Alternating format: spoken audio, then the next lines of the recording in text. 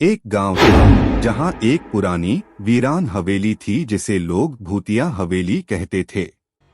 गांव के लोग हवेली से दूर ही रहते थे क्योंकि उन्होंने कई बार वहां से अजीब आवाजें, चीखें और हंसी सुनी थी।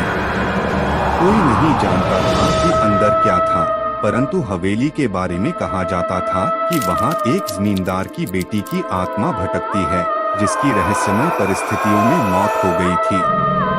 एक बार गांव के 3 युवक, जिनका नाम रमेश, मोहन और विजय था, साहस दिखाने के लिए उस हवेली में घुसने की योजना बनाई। रात का समय था, हवेली अंधेरे में डूबी हुई थी।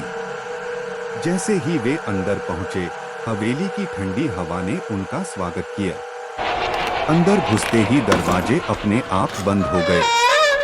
अचानक उन्हें एक कमरे से किसी के रोने की आवाज सुनाई दी।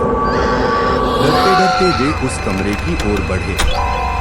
दरवाजा खोलते ही सामने एक सफेद साड़ी में लिपटी महिला दिखाई दी, जिसके बाल बिखरे हुए थे और चेहरा अंधेरा से ढका हुआ था।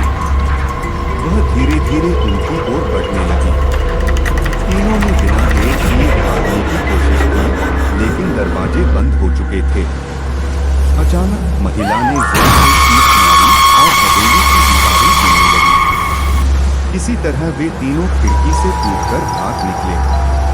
उस रात के बाद से वे कभी भी उस हवेली के पास जाने की हिम्मत नहीं कर पाए। गांव में अब भी लोग कहते हैं कि हवेली में उस आत्मा का वास है जो किसी से बदला लेने की प्रतीक्षा कर रही है।